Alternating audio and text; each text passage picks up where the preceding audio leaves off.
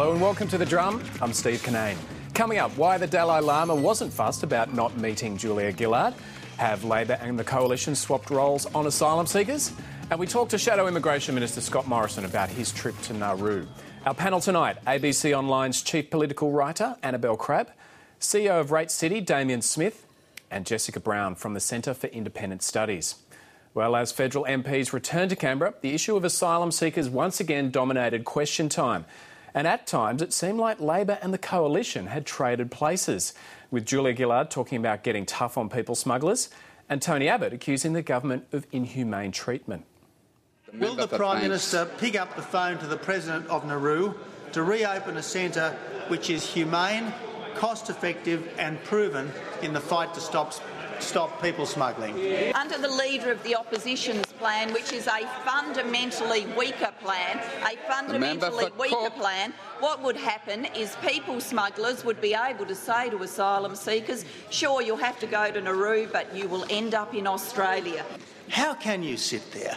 How can members of the left sit there silent when this government is proposing to deal with boat people in a way which is infinitely worse, vastly worse? Tom Uren has been sitting in this parliament today, listening to members of the Labor Party support a solution for the people smuggling problem which exposes people who come to this country to caning with the rattan. Even on the question of Nauru, did we actually see any costings come out from them on Nauru? Did we see any solutions? It is the longest distance that anyone has ever travelled to do a doorstop. Annabel, didn't seem quite right in question time today, did it? The rhetoric. That's just, I don't know, you see a lot of funny things. There's a weird old day, I think, where you see Tony Abbott appealing to the heavens to Tom Uren to take up his cause. I mean, you get the sense that Tony Abbott is kind of terribly upset that the left of the Labor Party isn't more upset about the Malaysian solution. And look, this is a long argument and a complicated one that involves all sorts of rethinks on all sides. But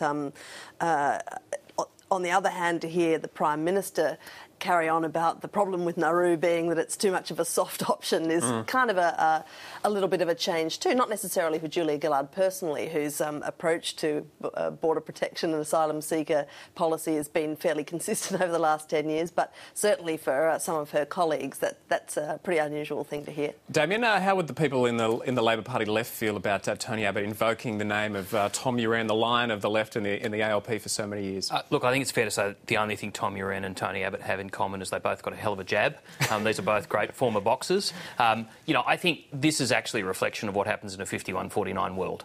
I think that, Annabel wrote an article about it the other week. See, people do read your articles, Annabel, about, basically all policies being completely interchangeable depending solely on which side of the chamber they're sitting on. I think we can guarantee that if suddenly the independents change sides, then a range of those rhetorical views on both sides would change. And, I think it's one of the more disturbing things about the 51-49 environment we're in right now is that we've got a set of views that, frankly, are not terribly deeply held on either side and really will change depending on people's reading of what's most likely to win that day. Jess, interesting that Julia Gillard today was arguing that Nauru is a weak policy in question time. That's very different to what she was saying in opposition. Yeah, it's sort of like opposites day, or when you wake up after a long time away and think, hang on, what's going on here? But, I think you can understand why people feel a bit disaffected with politics when, as you said, no one actually has a conviction. Everyone changes at the drop of a hat, and both major parties are singing from the same song sheet depending on what day it is. It's little wonder that people say, why bother following this? I'm not interested. Well, it's barely a week since live cattle exports to Indonesia were suspended, but already the opposition is calling for the trade to resume soon. Tony Abbott was pushing for a speedy resolution during question time. Do remind the Prime Minister that there are at least some abattoirs in Indonesia which already clearly meet Australian animal welfare standards, and I ask the Prime Minister, why can't the live export trade to those abattoirs be resumed immediately? But the Prime Minister stressed that won't happen until the ethical treatment of Australian cattle can be guaranteed. So unless we are able to track and ensure that if we say conditions are appropriate in one facility, that Australian cattle are going to that facility and that facility alone and not ending up in other facilities, then clearly we haven't solved the problem. And today the Labor caucus voted to continue its support for the ban until Indonesian abattoirs meet international standards. Jess, the Liberal Party's arguing that they should open those 4 to 6 abattoirs to the live export trade. What do you think? Yeah, I actually agree with them because I wonder what is a total ban really going to help us achieve these animal welfare objectives? If it goes on for much longer, Indonesia's going to start sourcing beef from other places.